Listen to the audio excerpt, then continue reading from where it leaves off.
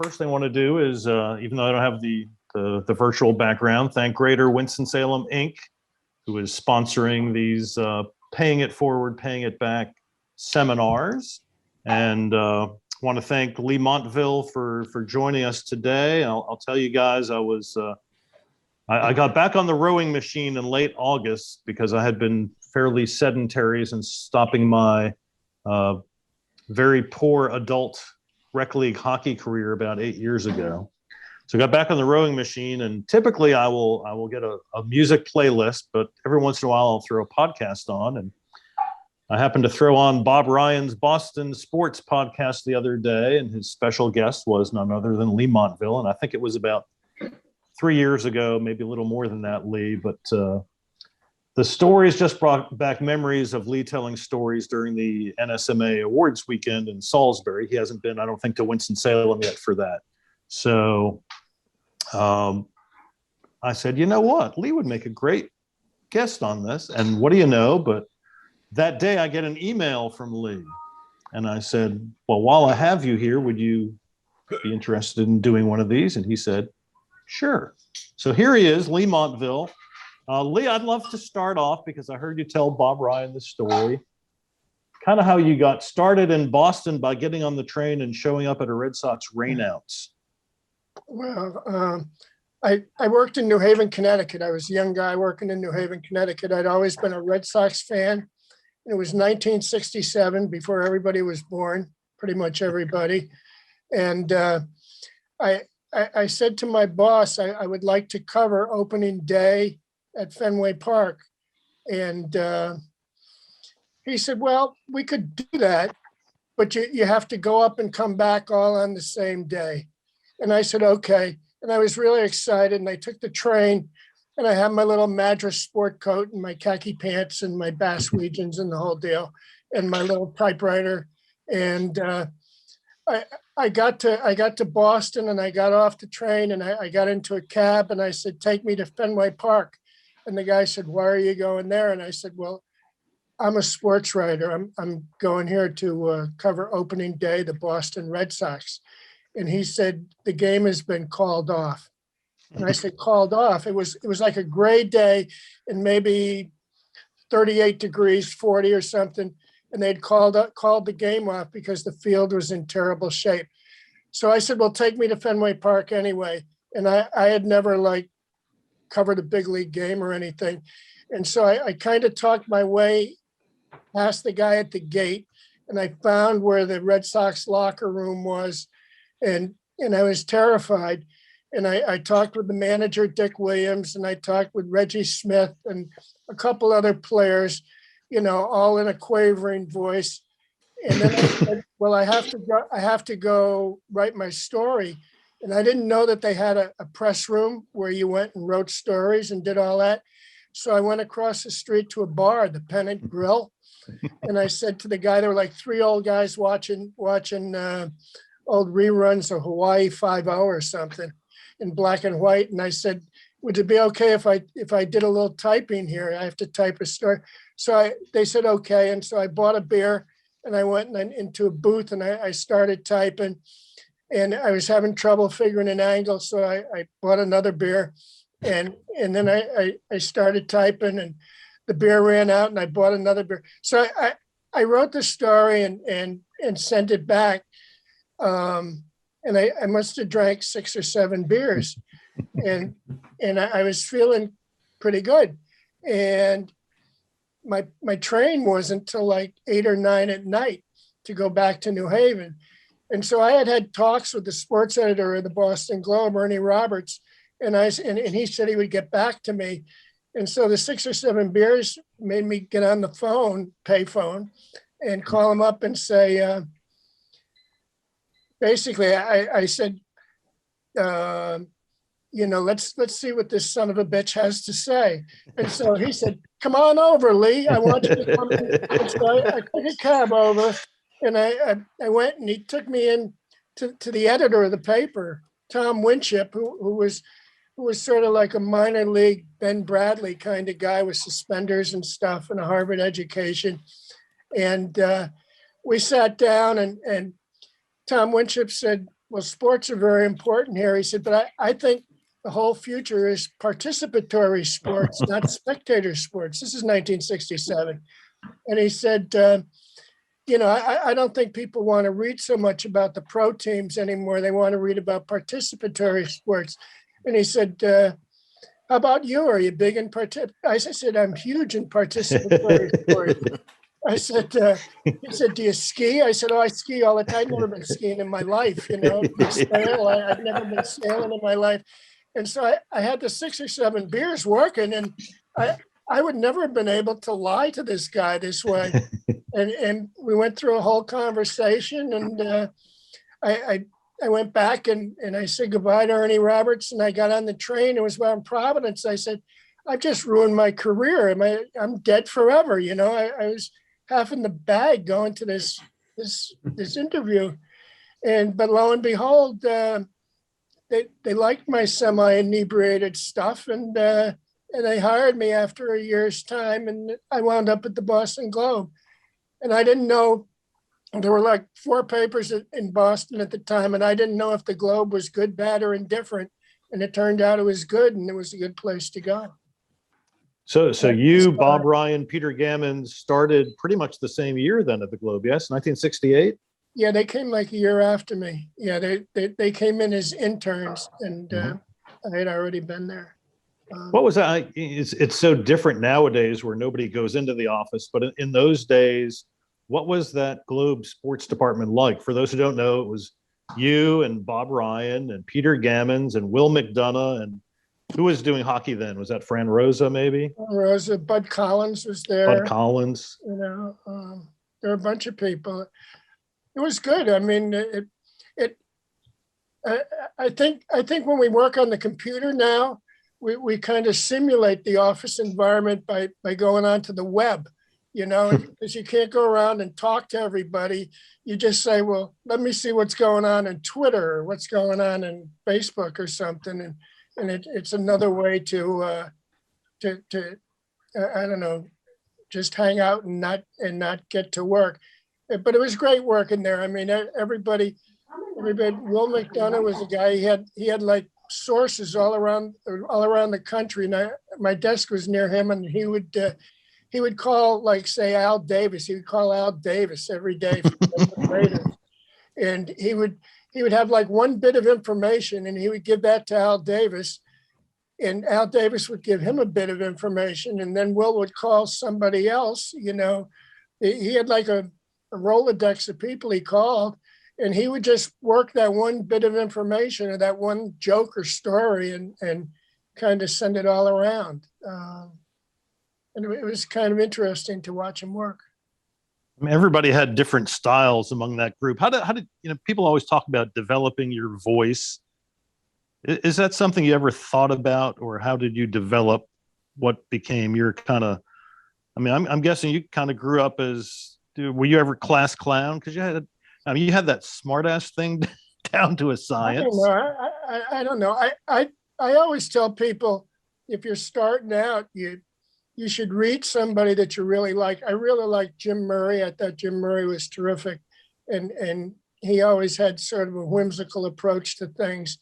And I always say, you should start out by copying someone who you really like. And so I would copy Jim Murray. I would try and beat Jim Murray. And somewhere along the line, someone said, well, gee, you have a unique style.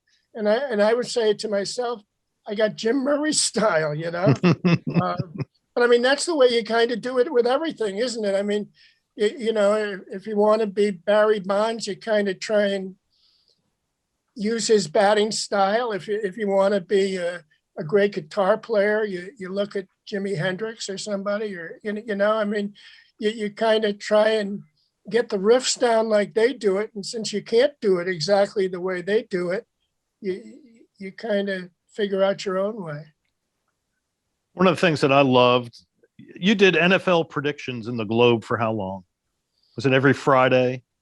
Yeah, for like 7 or 8 years. And my boss assigned me that. He said, you're going to predict the football games. I said, I don't know anything about football. Even though I covered the Patriots, but I didn't know anything about football. And he said, well, just predict. And so I decided to try and make them funny, the predictions. And my son, who was like maybe 7 years old, 6 years old when we started, it was like a bonding thing. And I would let him pick the games. So he would pick, weird games. He'd pick total underdogs to win. And I'd say, okay. And then I'd think of some kind of funny reason and we'd put it in the paper. And the odd thing was that we did as well as anybody else. They had like 8 people picking games, and we did as well as anybody else. But I remember the Patriots were terrible then. They were an awful team, and I was covering the Patriots, and I had to predict the games. And so trying to make them funny predictions, I had to say bad things about the Patriots every week. I'd pick them to lose 55-3 and stuff. And one week they won. And we came into the locker room and there were a bunch of players. They were all in a big group and they were burning something. And it was my predictions. And they were burning it. And I said, oh my God, there's all these drug-addled athletes burning my predictions. They hate me. That's when you know you've really made it, right? I guess. I don't know. I'm not made. But you would get on the plane and they would have the paper, like you'd get on the plane to go to somewhere near New Jersey or somewhere. And the paper, half of them would have the paper. And you knew they'd been reading their prediction where you predicted them to lose 55-3 in this game they were going to. And then they would look at you kind of pleasantly. I'm surprised they didn't open the door and throw you out when you're over your hometown on the way. Yeah. And that was, if memory serves me correctly, those were, you got one, you were kind of Twitter, before the 140 character Twitter, those predictions. Your line was one sentence. Am I remembering that correctly? Yeah. Or a couple. Yeah. But it was short. Yeah. They all kind of had pop culture references and stuff, and I don't know. We probably, if I was predicting the game this week, maybe Rush Limbaugh's name would be involved. I don't know, Yeah. I know you told Bob the story on the podcast, and you both covered Cleve Rush, who was at the very least an eccentric head coach of the Patriots. What was it like to be around that? Yeah, he was the first real head coach and he had a full scale breakdown in Super Bowl. This is ancient history.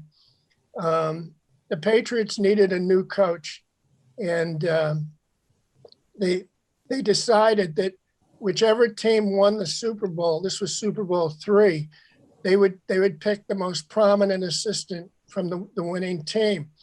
Well, the Colts were upset by the New York Jets and Joe Namath in Super Bowl III, and Cleve Rush was the offensive coordinator.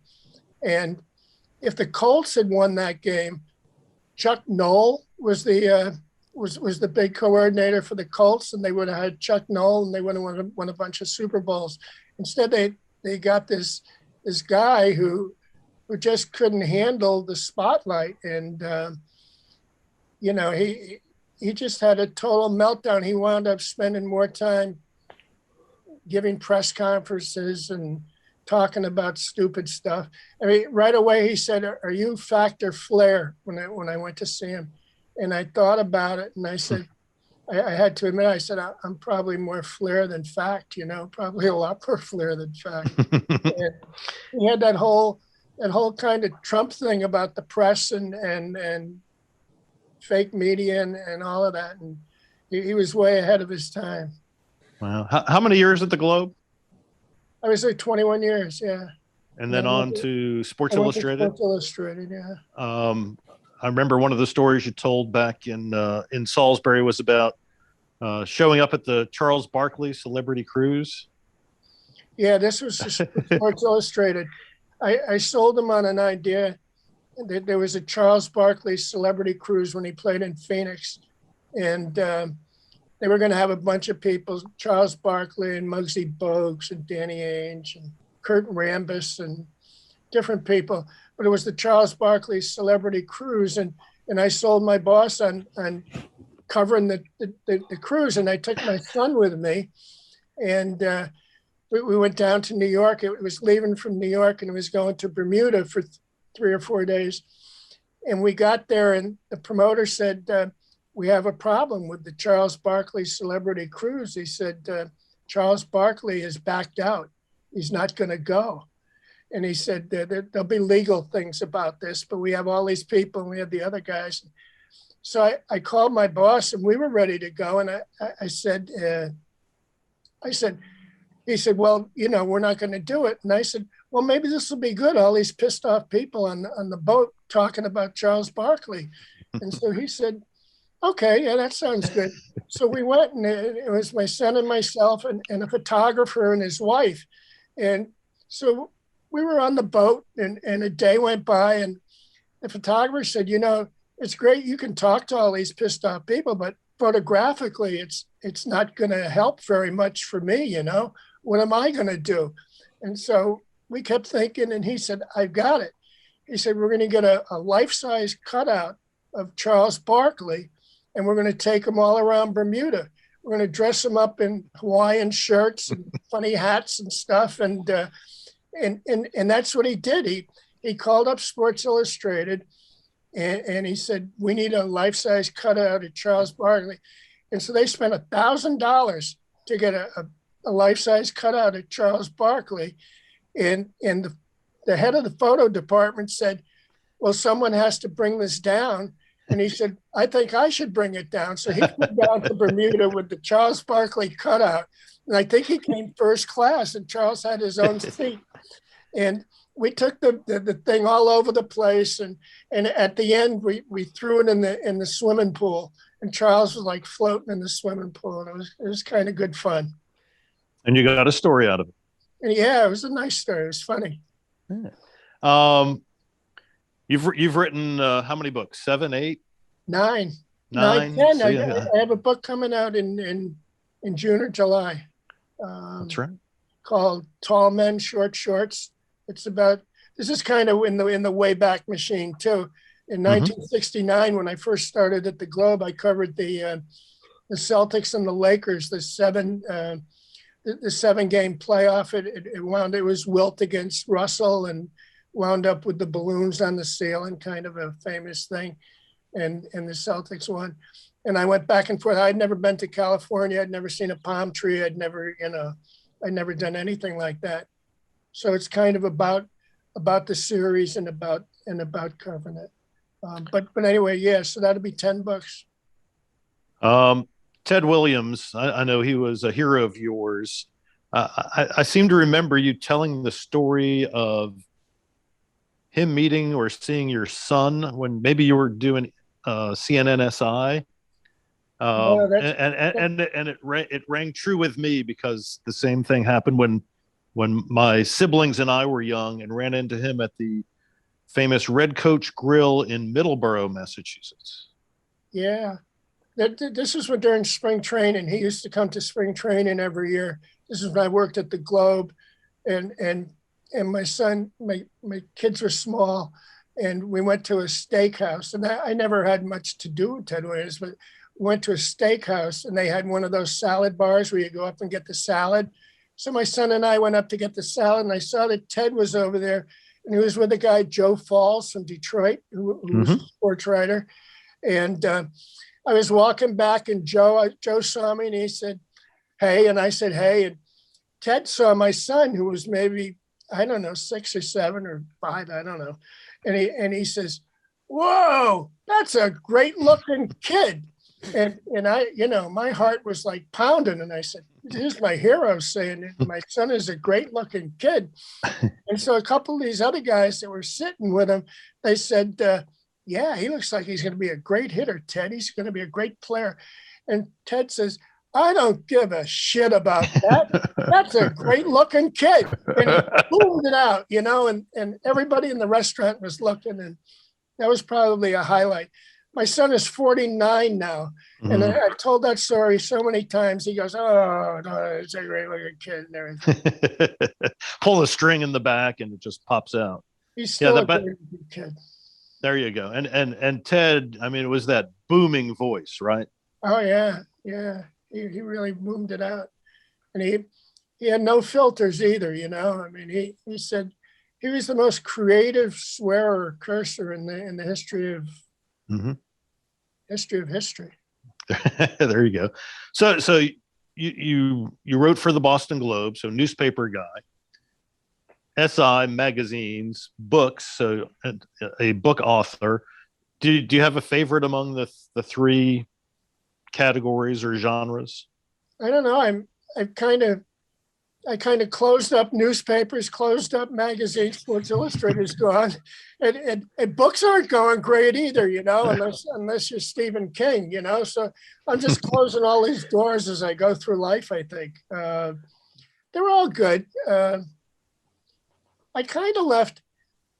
I kind of left Sports Illustrated and newspapers because I felt that I was writing some stories that I definitely left the newspaper because of this. I felt I was writing stories based on, I'd try and characterize people and not really know them, you know? I mean, you'd have to write a story, I don't know, about Bobby Hurley or somebody, or write a story about, and you'd say, well, here's how Bobby Hurley is and here's how it is. But you don't know, you just kind of read other stuff, you know? And so the magazine gave me a chance to kind of get into people and really talk to them. I had never gone to an athlete's house, I don't think, before I went to work for Sports Illustrated. It was a whole different thing. And I bet at Sports Illustrated now they don't go to people's houses too often. You know, it was getting harder and harder to do that. And it's most memorable house you've been in? I don't know. Like the first one I went to was Roger Clemens, his house in Texas, Katy, Texas, and he had statues of the Three Stooges on his mantelpiece, and I kind of hated myself because Roger Clemens in Boston was seen as not the smartest guy on the planet. and I edited myself and I didn't put that in the story. And I've always thought that I should have put that in the story, that he had the Three Stooges on there. Well, I think that would have especially gone over well in Boston because WSBK, Channel 38 Boston, showed the Three Stooges shorts from 4 to 5 o'clock every afternoon. That's how I got through high school. That's right. Which says probably more about me than you'd want to know. But they were very popular for years and years on Boston TV. How do you go about picking your subjects for your books? Because you've done Dale Earnhardt, Evel Knievel, Manute Bol, Ted Williams, Babe Ruth, Muhammad Ali. And you know, all famous people. How do you decide on them? They only seem to want famous people. It's hard to get them to do a book that's not famous people. I tried to do a book on Will McDonough, who I worked with at the Globe, and I thought was a fascinating guy. He grew up with Whitey Bulger, the criminal and murderer, and he was on a Red Sox road trip, and he went to visit Whitey Bulger in Leavenworth, and you know, and he had all these stories, and he wound up on national TV and stuff. And so I shot that idea out to at Random House, and he said, well, could you write about I don't know, about a 25-page outline of what the book would be like? And I did. I wrote a 25-page outline. I talked to Will's widow and his son, Sean McDonough, who's on TV and stuff. And I sent him in, and the guy called me back 2 days later and said, there's no traction here. He said, you got to find somebody iconic, you know, to write about. And I said, iconic. And so I made a list of iconic people in sports, and I couldn't think of it. And I said, wait a minute, Muhammad Ali, he's the most iconic person ever in sports. And I said, that David Remnick wrote a great book about Ali, but it stopped after Ali became the heavyweight champion. And I said, to me, the more interesting thing is when he when he was banned from boxing and was going around fighting the draft and all of that. And so I said, why don't we write about that? And the editor said, could you write me 3 paragraphs, laying that out? And so I wrote him the 3 paragraphs, and the next day we had a deal to write the book. So why did I ever have to do 25 pages for one? Yeah, so it's kind of, they're like, I did get a book on the mysterious Montague, who was a golfer from the 30s who had a long story and an armed robber and stuff. And then this one that's coming out is a little different because it's semi-memoirish, about me at the NBA playoffs. Mm-hmm. I know you were fascinated by Manute Bol, who you did a story on. I remember working in Providence when he was playing for the USBL team there. He and Spud Webb were on the same. I had all kinds of characters in little old Newport, Rhode Island, coached by Kevin Stakem, who I know you know. It was Manute and Spud and Muggsy Bogues played there one year. John Hot Rod Williams, who got in trouble at Tulane, played there. It was quite the cast of characters. But I know you got to go to Africa for the Manute book, correct? Well, I kind of cajoled my way to Africa. I put up an idea to Sports Illustrated that I should cover the African basketball championships because Hakeem Olajuwon and stuff were big, and so they sent me to Cairo to cover the African basketball championships. And then I took a break from Cairo and went down to Khartoum in the Sudan to find out some stuff about Manute. And Manute had been around Cairo too. He had a cousin who was at the U.S. Embassy. The African basketball championships were interesting in that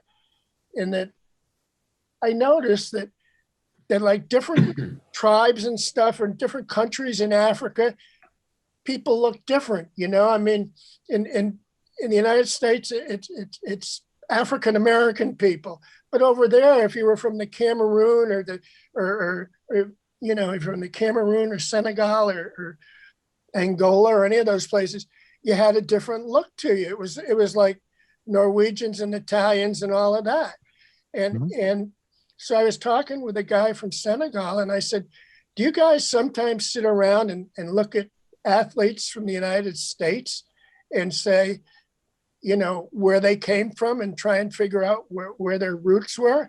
And he said, oh, yeah, we do that all the time. And I said, well, what about a guy like Michael Jordan? Do you try to figure where he's from originally? And he says, oh, yeah, we all think he's from Senegal.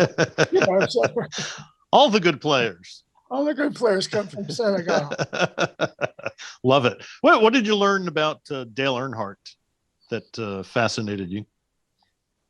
I don't know. I mean, I did a story about. I did a story about him for Sports Illustrated, and I met him.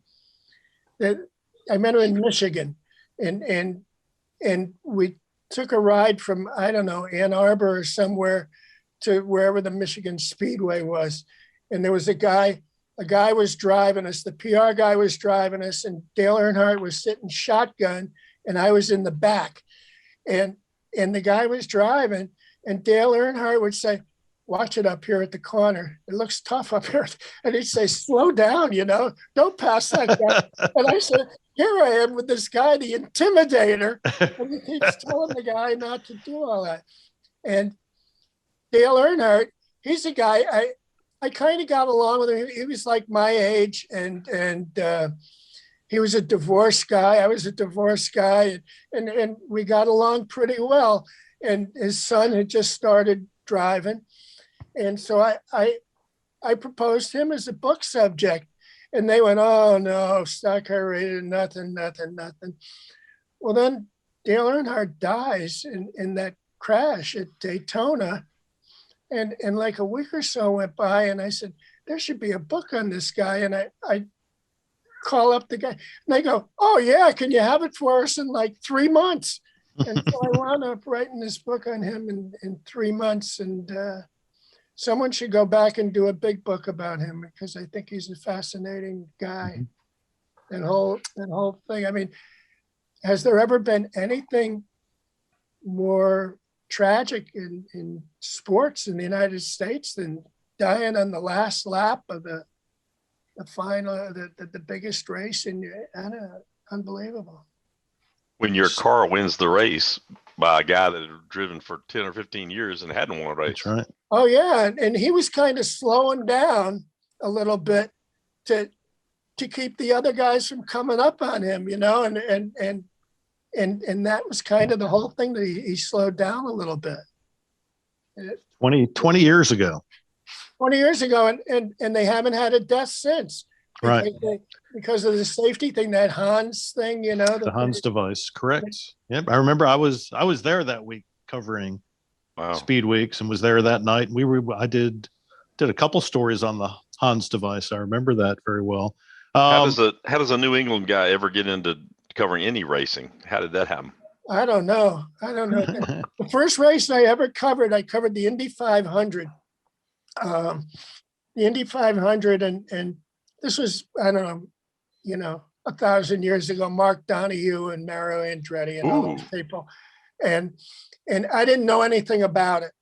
And you could get a credential to go up and sit in the press box, or you could have a credential for the pits. So I didn't know anything about what happened at the pits, and I said, well, that'll be good. I'll be able to talk to these guys when they come into the pits. I mean, yeah, I didn't.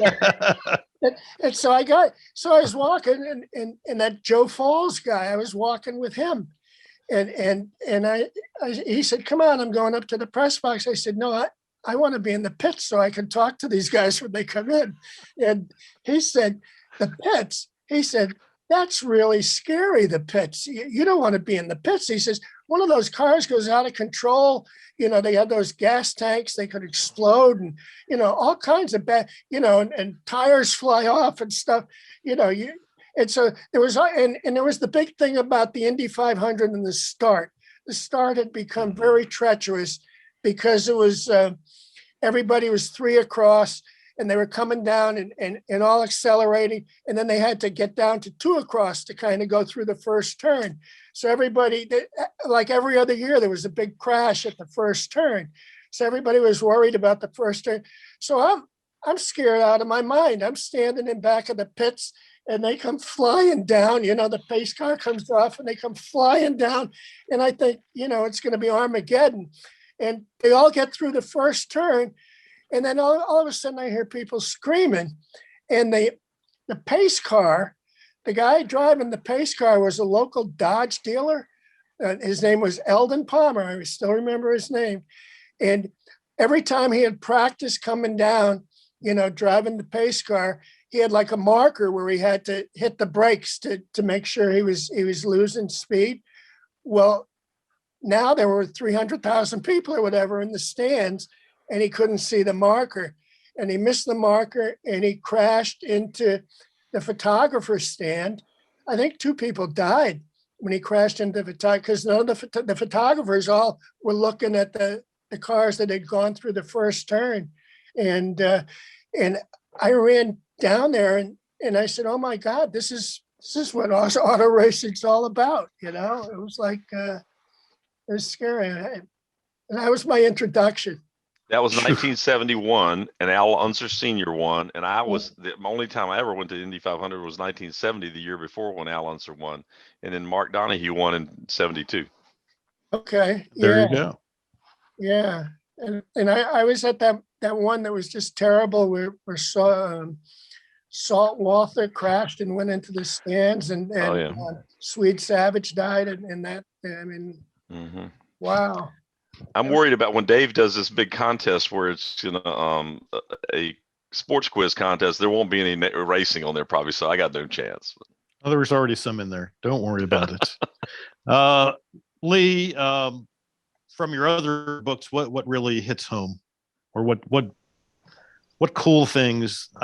Actually, I'll ask. It's one of the things on the podcast with Mr. Ryan was Evel Knievel, and sometimes you find stuff out about people that's not really great, right? Yeah, no, Evel Knievel was kind of a bad guy. It was he kind of he made love to all his friends' wives. He stole money. He was just a terrible guy. And like every day I'd go to write about him, it was like going into a bad neighborhood, you know. But God, he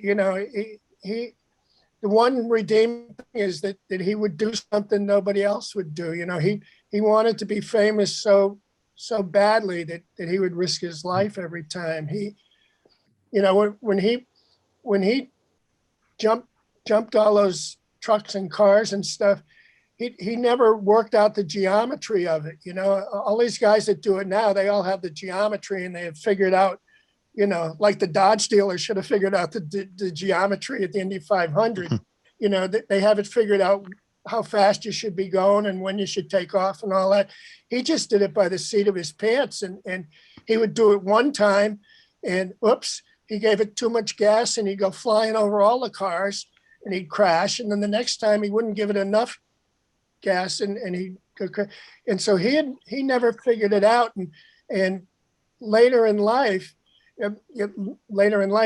his career, after he was coming back and when he was in London, he kind of figured it out a little bit, and he got scared. And he got scared for the last couple of jumps that he did. How'd you happen to end up doing that one, Leigh? How did Evel Knievel get on your book list? You know, this is another wacky thing I convinced him to send me to, was that Snake River Canyon thing. I went to the Snake River Canyon when he was gonna, you know, go in the rocket, and he was just a terrible person, but it was a memorable thing. You know, there was a big riot with the Hells Angels and all kinds of stuff happened there. And I had always had that in my mind, that what a wacky thing it was, all those people, you know, and he was lying every day. He would say that, you know, Muhammad Ali is going to come out here. The Pope is going to come out here. The president's going to come out here, you know, and nobody came out, you know. Claudine Roger and Spider Savage came out, and she wound up killing him. It was an interesting thing. You talked about, you know, picking the for the Muhammad Ali book, picking the particular time in his life. I know you've talked about finding a different way to look at things, which was, I think, always one of your strengths. How did that happen? I don't know. There was a guy, Ray Fitzgerald, who was a great columnist. He worked at the Globe, and I worked there. And he was kind of my mentor. You don't realize who your mentor is, I don't think, till you're all done. But he was my mentor, and he said, when you look at something as a columnist, he said, just kind of turn it a little bit and look from just a little different angle. It doesn't have to be a big angle, but he said, mostly everybody stares at everything straight ahead. But if you just turn it a little bit, and I don't know exactly what that means, but I was always trying to turn it a little bit and trying to figure out a different way to go at it. Never turned it too much, right? I don't know. Probably way too much sometimes, you know. Let's open it up to questions from people who are on. If you have a question, since I'm on my phone, I can't necessarily see the chat real well, but if you want to send a chat, if you have a question, please fire away. Mr. Montville, this is Wes Durham. One of my favorite books of all time is the Babe Ruth book you wrote. And one of the reasons it became one of my favorite books is because how candid and forthcoming you were in the opening forward of the book about what you were going to do with it. You were compiling all these different biographies that have been written to share Ruth's story. Take me through the decision, if you would, to do that. I'm fascinated because it became a great book, and I think it's because you shared so many different ways that we had perceive Babe Ruth to what reality might have been from what you've done in the research? Yeah, I mean, that, like if you're writing a biography, there's contemporary biographies where you can go out and talk to the people. That's what I really liked about doing Ted Williams, because I was catching a lot of people there who were on the way out the door, and getting their stories down before they left. And Babe Ruth, everybody pretty much was gone. There was no new stuff to get. And so that was more of a term paper academic exercise kind of a book. And they proposed for me to do that book. I didn't propose to them to do the book. And my editor said, you should do a book. And I said, well, this guy, Robert Creamer, has written a wonderful book about Babe Ruth, and everybody says it's, the definitive book. And my editor, who was about, 40 years old, he said, he says, I've never read Robert Creamer's book, and none of my friends have ever read Robert Creamer's book, and we never will read Robert Creamer's book. He said, but if a new book came out, we would read that. And I guess that's the idea. I mean, that's why there's a million books on Lincoln, I guess, and George Washington, that each generation you need a different book, I guess. I mean, one guy once said, a subject's never been done until you do it, that you bring your own different approach to things. And so mostly I was working out of fear most of the time in that Babe Ruth book, and trying to find things that no one else had found. And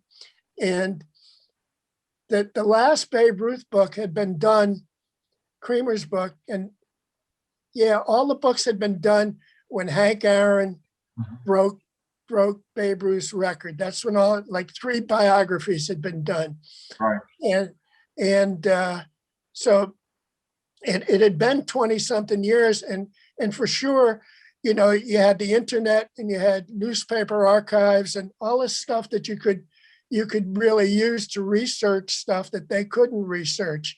And so, I mean, I think that's the great secret, that there's all this stuff out there, old stuff in newspapers that you can look up that nobody could find for years and years and years. So that was it. And I had help from Robert Creamer, and I had help from another guy, Cal Wagenheim, who'd written a biography, a very good biography. And so between all of them, it was a different kind of look. Hopefully. Neil Fisher, you have a question? Go ahead. Yeah. Hey, Leigh. First of all, I actually just wanted to make a comment. I live down in Orlando, Florida, and I'm been writing in newspapers for 30 years. I cover the local sports, and I'm actually a Full Sail student. But I've just been a big fan of yours. You were really big when I was growing up in terms of, like you were talking about, find somebody that you write. There was about a dozen people, and you were one of those people that I read when I began my career, looking at the internet. But I also just wanted, since we were talking about, I do actually have your book. So, and now we're talking. Now we're getting into it. But yeah, I like to say that I have a love for all sports, but racing, hockey, and baseball are my passions. And Dale Earnhardt was one of my childhood heroes, along with A.J. Foyt and Mark Messier, Nolan Ryan. And for me, I just thought you did a really great job about that, coming out right after. I was one of the, thousands of fans who was totally heartbroken. But I thought the writing was great, and it did help me actually a lot to be able to deal with his death. It's amazing how many male Americans had Dale Earnhardt rooms, had entire rooms decorated in number 3. And I just met more and more people who said, I have the Dale Earnhardt lamp and the Dale Earnhardt blankets and all that stuff. that whole thing where everybody stood up and they put up 3 fingers on the 3rd lap. I mean, that kind of, yeah. I mean, that just. So, but yeah, again, I just wanted to, just let you know, I've been a fan of yours, and, but the book was really important to me. I know you've written a lot of other stuff, and I really like everything you've written, but for me personally, like I said, and by the way, I know Dave mentioned it's been 20 years, but it's actually 20 years today on February 18th. So. Wow. Wow. I know where I was. Thank you, Neil. There's a great book to be written about Dale Earnhardt and Neil Bonnet, who were buddies, and I had like a chapter on that. But I think just the 2 of them were just different kinds of people, and I think that would be a great book. They love to go hunt. Yeah, yeah. Kai Dombach, who is in Germany, you have a question? Yes, it actually does pertain to being in a foreign country, actually. So I cover some sports, like I cover the Bundesliga here, but I'm just wondering, how do you think I can get Americans to really care about foreign sports? Oh, I don't know. Yeah, I don't know. We're the most provincial country in the world, aren't we?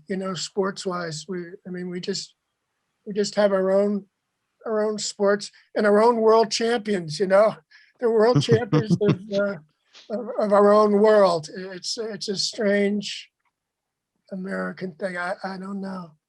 My one story in Germany, I did a story on Franzi, the swimmer. She was a swimmer. She was from East Germany. I forget, and she was now a great Olympic swimmer, and I think she's a TV star, Franzi something. And her thing was that she lived in East Berlin, and at the edge of where she lived was the wall, and she used to like kick a ball against the wall, and one day she kicked the ball over the wall, and she said, "Oh my God, I've lost the ball," and then somebody threw the ball back, and I don't know if she made that up or what, but it sounded good. It read good. Swimmers usually come from East Germany. Yeah. Yeah. Thank you. Our board chair, Diane Blixt, has a question. Diane? Had to go off mute. Hi, I'm Diane. I've had the pleasure of working with Dave for several years now. And when you were talking about your son and how he became a part of your work when he was 7 years old, several of the winners over the years have told me about, that you travel so much that it's hard to stay in touch with your kids and be there on the for every game and everything. So I applaud you that your son was a part of your career. And I just wondered if you could bring us up to date on that. Did he go into sports or into the sports media world? I was just hearing about that. He's been in publishing, but he's been like on the business side. He worked for the Daily Beast on the business side, and he worked for there you go. He worked for he worked for the Daily Beast. He works for small medical publishers now. He worked for Houghton Mifflin for a little while. He was working in a bookstore, and he said, geez, I'd like to get into publishing. This was after he went to UPenn, and he majored in what I call the high-paying world of French. And he was working in a bookstore, and he said, publishing would seem to be a good thing. How would I get into publishing? So I called this woman, I call her my agent, I guess. And I said, how does he get into publishing? She said, well, you spend a lot of money and you send him to, it's at Columbia now, it was at Harvard before, this publishing course for 2 months in the summer. And he went for the course for 2 months, and he got a job out of that. So he's kind of stayed in publishing. And so close to home. Does he ever talk about how meaningful it was to be able to be by your side at some of these? He never liked sports that much, and maybe that's probably part of that too. He never really liked that. There's a great book out now by Dave Kindred, who kind of about all that, about his grandson who became like a modern day hobo and stuff and wound up dying. But it's all about family and being away from home and maybe not paying as much attention as you should have. And I probably did that. I mean, I spend more time with my grandkids than I did probably with my kids in a way. Well, I've cried at a couple of award ceremonies that people have thanked their family, given that they were traveling a lot. Okay, Yeah. I'm gonna switch to a happy subject. And I thank you for sharing that about your son. All right, so Dave is working on a virtual trivia night. So my question to you is, do you have a piece of trivia that nobody on this screen would know? Good question. Well, I'm not a trivia guy, but I've always had my one question that I could ask. And I would always say, when Roger Maris hit his 61st home run, who caught that home run in the stands at Yankee Stadium? And nobody would answer it, right? And I threw that once at Bob Ryan, who was the king of trivia. and he said, well, Sal Durante caught that ball. And I said, you're the first person. He says, but who was he with? He was with his girlfriend. And I said, his girlfriend? He said, Rose Calabrese. Oh, so Sal Durante and Rose Calabrese. Did they get married eventually? They did get married. Marty Appel, who's a guy in New York, he became friends with Sal and Rose. And I think Sal has passed. But he became friends with Sal and Rose. Diane, you're not surprised that Bob Ryan knew the answer to that, are you? Oh no! At the 2019 Trivia Night Awards weekend, I was elbowing people out of the way so I could sit next to Bob Ryan and be on his team, and I have the winning fountain pen to prove it. Yeah. I've been waiting for somebody to ask the question of who's the guy that used to fall off the ski jump on Wide World of Sports. And I know that name because I saw a story about the guy and the name stuck. Yeah. Vinko Bogataj. That's right. And somebody said the bravest man in sports is that guy that falls off that ski jump every week for Sports Illustrated. Other questions, anyone? Well, if not, Robert, I got a quick question. How did you happen to transition, or what was that transition from the Boston Globe to the Sports Illustrated? How did that come about? Because I grew up reading you in Sports Illustrated. I'm not even a pro sports fan. I just remember your name more than I remember what you wrote. I just knew you were famous. There was a time when they started a national sports paper, the National. Oh yeah. Frank DeFord went to the National, and it was a time of great upheaval in the sports writing business. It was the only kind of time where there was a lot of fluidity and you could actually make a buck, by going from one place to the other, because a lot of people were going to. So a lot of my friends went to the National, but they called me up from Sports Illustrated, and I got hired at Sports Illustrated because Frank DeFord had quit at Sports Illustrated. And I said, and Frank DeFord had been kind of one of my idols too. And I said, I'm going to Sports Illustrated. I'm going to be replacing Frank DeFord, And then I realized that they had hired another guy, Rich Hoffer, too. So Rich Hoffer was also replacing. So it was like a 2-for-1 deal. So I was replacing half of Frank DeFord. But didn't Bob Ryan say that two people replaced you at the Globe? Well, yeah, right? he and Dan Shaughnessy both became columnists after I left the Globe. Yeah. Oh, that's so they're both 1/4 of Frank DeFord. Would you ever get to cover the Sports Illustrated swimsuit issue? I've got about 45, the last 45 issues of that. No, I did cover one time this guy Walter Yost, IOSS, Walter Yost. He's a famous, but he would always take pictures of the swimsuit edition, and he was with me, and we were in Fort Lauderdale, and we were going to cover the American relay team, freestyle relay team swimmers, who before the Olympics. And so he was going to shoot him, and he was supposed to shoot him in the morning. And he, to get the good light in the morning, and he didn't show up. And they were all there early, before breakfast and all this stuff. And so they were all mad. And he said, well, we'll do it at the end of the day. And they can come, they can come back to the thing. So they were all really pissed off, the swimming, the four swimmers, and they had to get back in their suits and all, and just for the light. And he came out and he just charmed them. He said, all right, jump in the water, jump in the water. And they all jumped in the water and they got out and they were all wet. And he said, all right, now stand here and stick out your boobs as far as you can. And one of the swimmers said, well, we're swimmers and we really don't have much. And he said, well, give me what you got. Give me what you got. And so he had him charmed and like talked him into it in like 3 minutes. And I said, is that how you do it for the swimsuit edition? And he said, oh yeah, it's all the same. It's all the same. They're just prettier at the swimsuit edition. Yikes.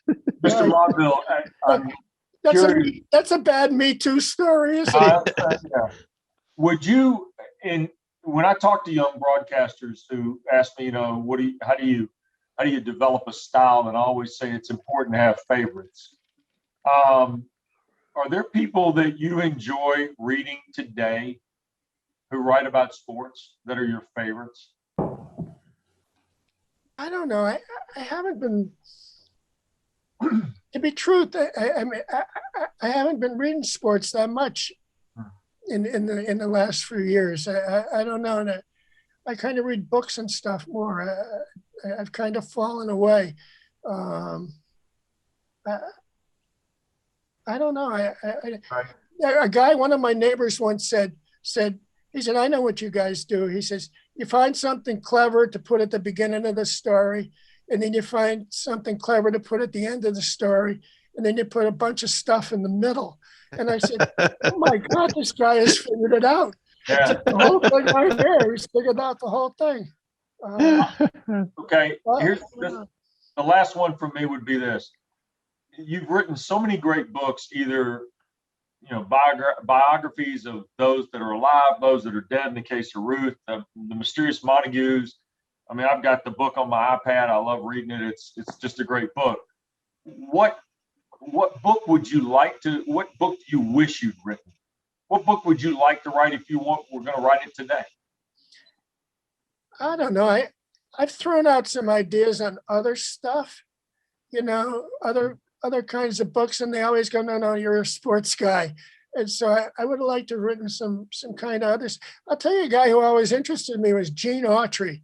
That this guy became big as a movie star. He became big as a country western guy, and he became big as a baseball owner, And I don't know that, but I would say Gene Autry, and they go, get out of here.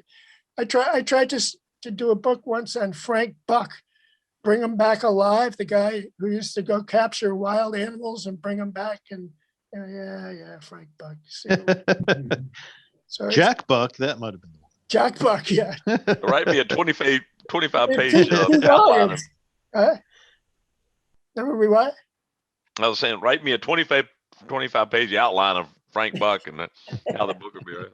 Yeah. Isn't iconic? Yeah, San Diego Zoo. We used to bring all the animals to the San Diego Zoo. There you go. Well, Leigh, I can't thank you enough for spending an hour plus with us. Thank you very much. Always great to see you. You haven't been to Winston-Salem for the awards weekend yet, so you're welcome anytime. We'd love to have you. And as Diane alluded to, we have this sports trivia night coming up on March 31st, 7:30. Tell all your friends about it. It's a way for us to raise a little bit of money so we can pay for the awards weekend. Okay. So, sharpen all your knowledge. Thank you again to Greater Winston-Salem Inc. And Alan Lessels, good to see you. Haven't seen you in a while. And James and Wes and Robert and Diane and Gray and Kai and everyone else who was on. Thank you for joining us. And I don't know that we can top this next time, but we'll try to at least get even. I was wondering if this was a thing to keep people away from day drinking, or it's a way to inspire day drinking. I'm on Rex. Well, it's or There you C, go. both of the above. Yes, absolutely. Leigh, thanks again. Thank you. Thanks a lot. A lot of fun. Take care, everybody. Quite a celebrity. Thanks, everyone.